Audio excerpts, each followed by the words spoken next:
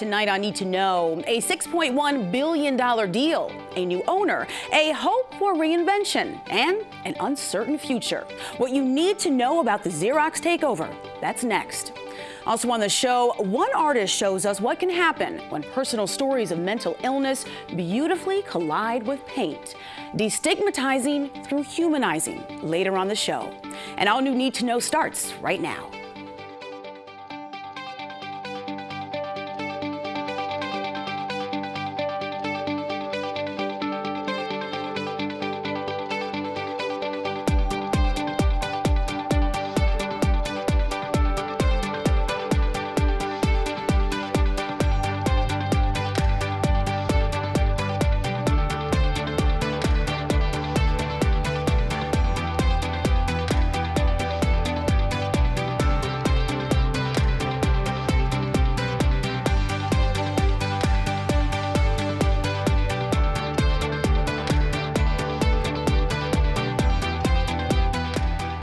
It's a story that began over 100 years ago in Rochester, and it's a story that now has an end of sorts.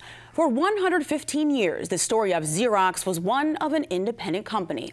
But on Wednesday, January 31st, it was announced that would change. Fujifilm Holdings, the company that Xerox has had a joint venture with for 56 years, will now take a majority stake in the company. Joining me at the desk to break down what this means for Xerox and for Rochester is George Comboy, chairman of Brighton Securities, and welcome to the show. It's great to have you here. Thanks, Ellen. So, George, I can imagine one of the main things that our viewers is most likely interested in is how this buyout will potentially impact the 3,400 Xerox employees living in Rochester. And you've said, I heard in some of the interviews that you did, you've been on a whirlwind for the past 24 hours. You've said if you're a Xerox employee in Rochester, you might want to update your resume. So explain that. Yeah. 180 countries have Xerox offices. What could make those jobs at risk in Rochester?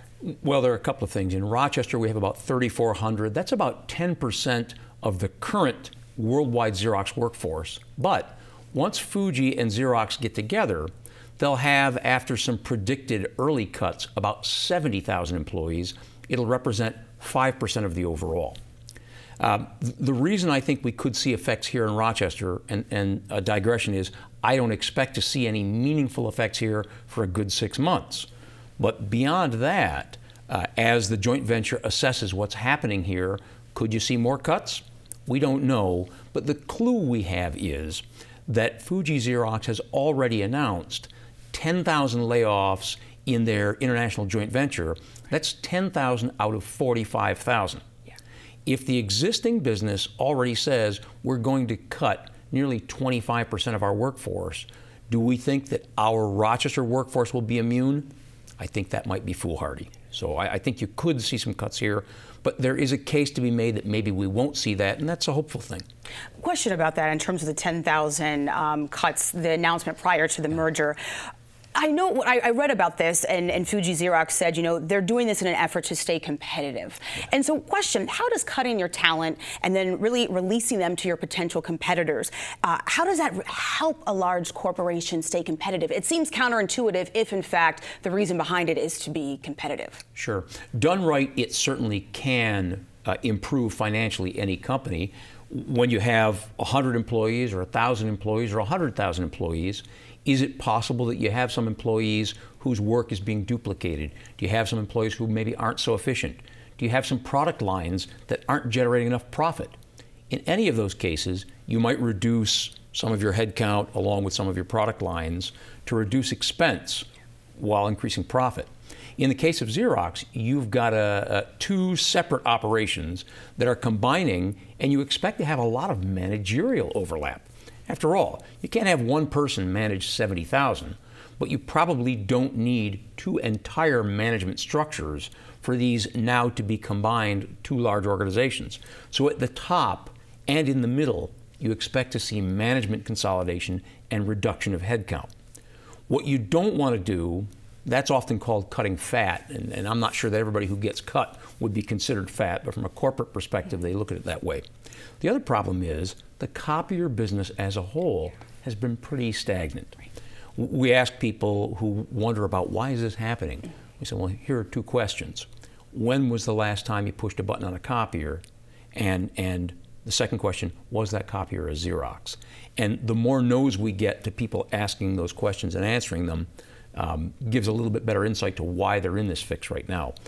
Fewer documents are being produced, fewer documents are being shared in paper form. Xerox certainly can handle things electronically, but for goodness sake, you can take your phone and take a picture of a document and text it across the world. There's less need today than there was 10 years ago for some of this technology, so companies have to reduce their workforce to stay competitive.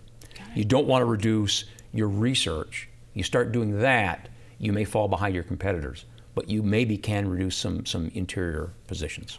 A lot of uncertainties with this deal. Sure. What do we know, though? What do we know now? What can you kind of break down for our viewers? Okay. What's on the table? Here's what we know. We know that Fuji Xerox will be in charge, having just slightly over 50% of the combined business.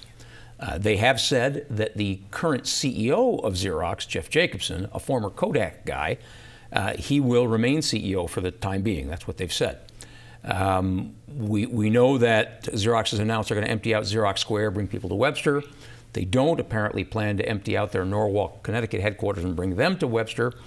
We also know that Xerox shareholders are expected to get approximately $10 a share special cash dividend, a one-time dividend.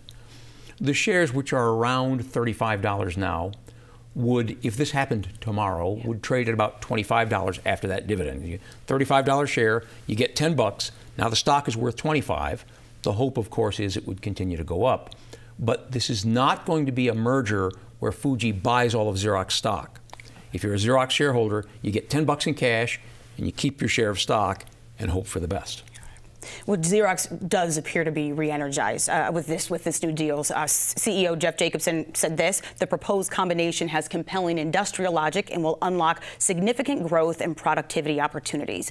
So in your opinion, George, how could this move work in their favor? Let me be cynical. His entire statement sounds like it was torn from page 7 of the CEO handbook. I've heard this speech a million times. Synergies and driving value for shareholders, et cetera, et cetera, et cetera. Makes me ask, hey guys, why didn't you do this 6 months ago? Yeah. Why didn't you do this 5 years ago? Right. They did it because they were being pushed. It was at the point of a sword wielded by investor Carl Icahn that is causing all of this to happen. Now, that said, and regardless of motivation, there is a bullish case to be made that the combination of the businesses can be more efficient, and frankly, it's possible that Fuji Xerox out of Japan might have better management than Xerox US has had, because for the last several years, management here hasn't been terrible, but it hasn't been particularly good. Xerox has suffered from that for a long time. So you could see a case where stronger, better together and better management brings Xerox up overall. I have a question. I'm curious about this. I'm not a Rochester native, and I've always, when I moved here and I heard about the big three and so much about Kodak, so much of an emphasis on Kodak, and I wanted to ask one question. This relationship between Fuji and Xerox has lasted quite a long time. We're talking 56 years. Right. Was there ever a scenario in the past that would have made it logical for Xerox and Kodak to form some type of a deal? You know, there was a lot of talk about that, Helene, and they did kind of get into each other's businesses. Kodak, for a while, made copiers. A lot of people have forgotten that. But they made copiers, and they sold that business off. There was some litigation there.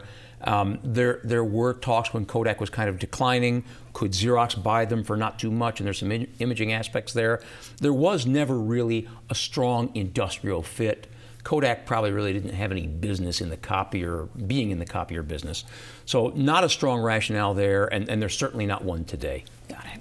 Well, before we close, I should emphasize that this deal is still pending final approval, and it won't be completed until the second half of this year. It needs shareholder approval, I should add. That's shareholder approval. Do you foresee this moving forward, George, or do you think that anything could potentially hold it up? It looks that way. The potential holdup would be, and we haven't heard from him yet, if Carl Icahn and his ally Darwin Deason come in and say, we think you guys are all wet, we're going to challenge you.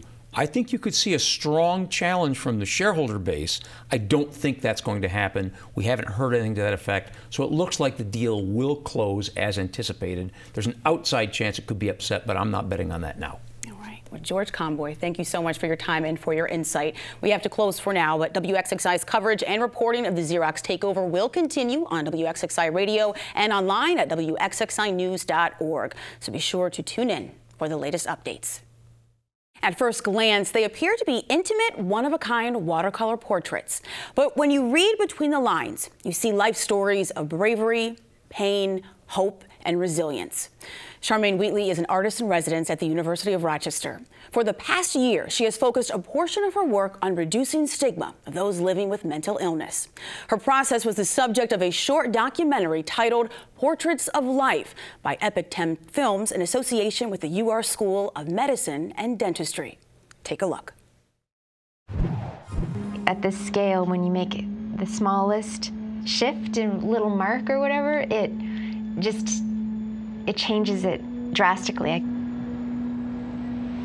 For me, they're living, breathing objects. For as long as I'm on this planet, they are subject to change, and they'll continue to evolve, and maybe I'll add other things. In the making of them, they're full of imperfections, which is human. And yeah, the end result, and they're just pieces of paper with colors and lines, but it also has like a lot of meaning, this object. I'm not an unkind person, but I get hurt easily sometimes. I don't like when people are hurt for no reason. I was always very happy, even when I was a kid. And when I was younger, I knew I had a call on my life. I knew it. I just sensed it, you know. Yeah, I still believe, you know. In God, yes, specifically. And in Jesus, yes, I do. There are angels out there who are able to pull you through. They see what you can't see. And the angels show up in people? Yeah, you know what I mean. Yeah. People that are able to just reach down into your soul and just pull it out, you know? What do you draw? You draw my eyes? Your cheeks. I like the coloring. But we gotta get that mustache in. You okay. Still? You're a natural. I'm intense sometimes. You're intense sometimes. Mm-hmm. Yeah. Like that's kind of great. I recorded that now.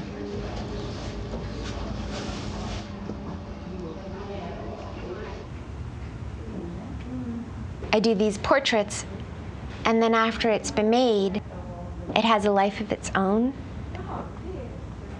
It stops being mine. It's not mine anymore.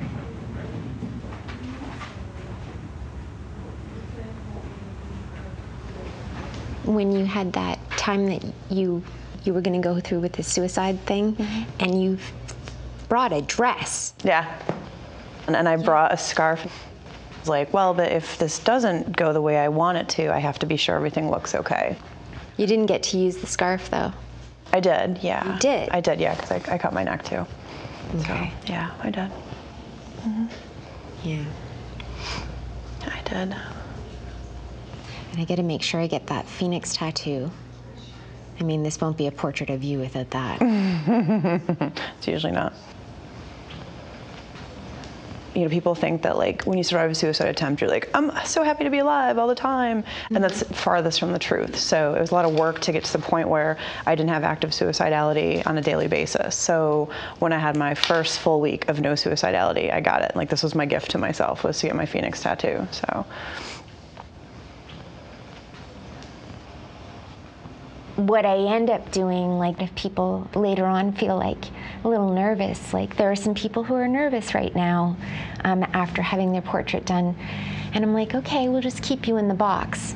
So like I have this like box of paper that I've cut by hand with a corner cutter over there. And until people feel solid, they'll stay in my box, and it's just for me, and it stays my private moment with them.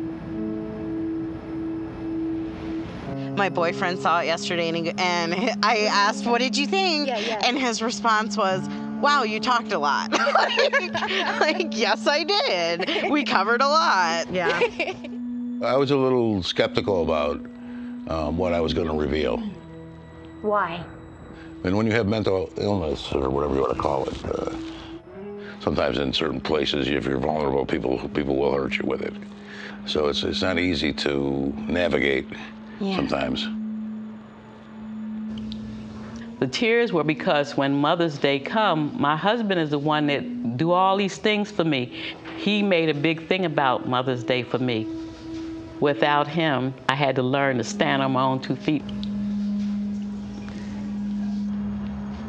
It was like a turning point for me, that things sometimes I think I can't do, and I fight so much with myself saying I can't do it.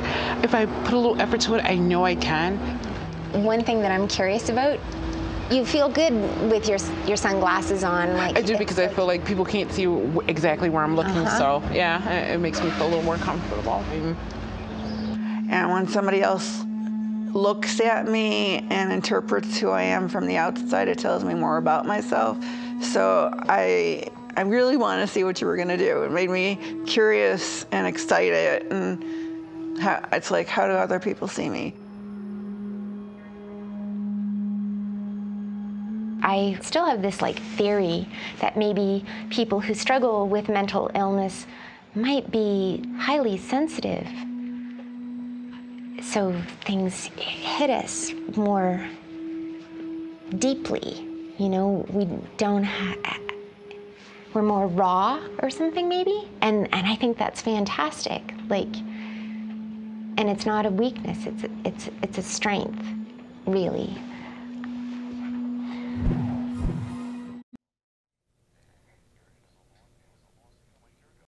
One in 5 U.S. adults lives with a mental illness. A report from the Centers for Disease Control says that negative attitudes and stigma of mental illness can result in avoidance, exclusion from daily activities, exploitation, and discrimination. So how can a project capturing candid conversations with watercolor help to reduce stigma and empower those living with mental illness? Joining me in the studio to discuss is University of Rochester artist-in-resident Charmaine Wheatley and Dr. Eric Kane, professor of psychiatry at the University of Rochester Medical Center. So welcome to you, welcome back to you. It's great to have you here. Good to be here. Charmaine, how did you discover that one way to reduce stigma when it comes to mental illness is through art?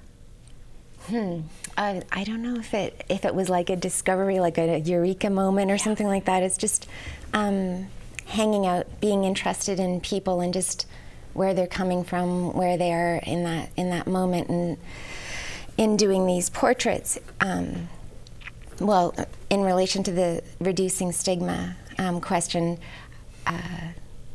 if it's easier to judge a group of people that you don't know and make broad generalizations, but if you spend a little bit of time looking in and just listening to the person, it's more difficult once you have that connection to be harsh and judgmental about, because it usually comes from ignorance and not knowing what's going on. Well, Dr. Kane, in preparing for our conversation, I came across research and reports that said some in our society believe mental illness is the fault of the person with mental illness. Sure. And I want to know, explain the different types of stigma that exist with mental health issues. Well, it's clear sometimes that people who are in the midst of sort of in the thrall of a major mental illness episode, and I'm using the word episode because it isn't always continuous, may be frightening to others. And that fear, going back centuries or thousands of years, has at times led to holding people at arm's length or farther. I mean, obviously, a long time ago, they'd put them in asylums or basements or chain them up, and then we started having the big mental hospitals, but then they became, in some sense, prisons. And it's really important to appreciate that, mental distress, let's go beyond the word illness, is common to all of us. There's never a time in life that we won't have some distress. And how do we kind of build a bridge? How do we find a way of moving beyond stereotypes or presumptions, Charmaine talked about that, to a closer appreciation of who I am, who you are, who each of us is really important. And stigma is related to fear. It's related to a sense of difference. And we want to get over that sense of difference and try to understand the commonality and the closeness. And in what ways would you say stigma and the negative attitudes towards mental illness, mental despair, as you said as well, how can that impact a person who is dealing with it? Well, you know, as many people know, I deal a lot with suicide. And it's really clear that in our society now, when we see a distressed person, a lot of us will reach out to that person and say, I want to help you. But stigma is not only outside, it's also inside. And someone may say, oh, I don't need your help. I can take care of it myself, because they're afraid of being labeled, or they're afraid of being seen as weak. This personal responsibility idea then is that, well, I must be defective somehow, or the implication is you must be defective somehow. And so it builds a barrier, and people die because of that, and so in the extreme. Or people become homeless, or people really are afraid of accepting a helping hand. So finding new ways of communicating, finding new ways of, as I say, building bridges, and also educating people. I think one of the things that this whole project has been about has really been about education, and having a different way of looking at things, and a different way of seeing them, and then a different way of communicating them, has all been part of, you know, the reason that we really wanted, when I heard about Charmaine and people who had ideas about this, you know, how could we really promote something special in Rochester that would continue work that a lot of people are already doing here, but take it to another level. Charmaine, will you explain your process to me? Because I was amazed in seeing you and watching you engage in conversation, paint, write text, contemplate, be present, all of that, and understanding and hearing the stories and responding. How did you do it? Hang out. Well, I have a very portable system. It's just like a little watercolor set, and these little sort of vials for water, drops of water, some brushes, and so I always keep that with me in my purse wherever I go, anyhow, and some paper. And so then we just sit together for an hour. It's a process that I've been working on before I even came to the university, so it's a sort of a continuation. And now I have like lots of help. Amanda Lai, when I was doing the mental health, she was helping me keep track of time, because I lose, like I would have you sitting there, the sun would come up and down, and you'd be like falling, and I would still be there drawing. And so it's really great that I have people helping me stay on track. So yeah, and it goes in between. It's pretty organic. Like I'm at the. It's like right now. Yeah. As soon as I met you, right, I was already like putting together like what paints I would use for the blush on your cheeks and the shine on your lip gloss and your lips, and but then also like taking in and really appreciating everything that you have to say and how you say it, your accent, or the way that you project your voice, or just trying to get as much of you as possible. Right, right. Make it tangible. Like hang on. It's the way that I take a snapshot. I'm not somebody to do selfies or take pictures, but I just love. It's a way that I sink into my time with you. And the process of adding text to the portraits, that extra layer, why was that important for you? Well, I feel like you can take it only so far when I'm just looking at the way that you are. I mean, the way we walk down the street and we make judgments and we see, and with the text, there's an opportunity to provide that extra layer, the thoughts, the conversation. And then I like everything that Eric said, but the identification too. Like I often, or you'll say, invariably, you'll say something that's unique that, you know, I've never heard somebody else say before, or I want to think about it later, or I'm like, wow, that is Helene, I've got to get that down. Like, and just make notes that way. Beautiful paintings, over 100 portraits that you did.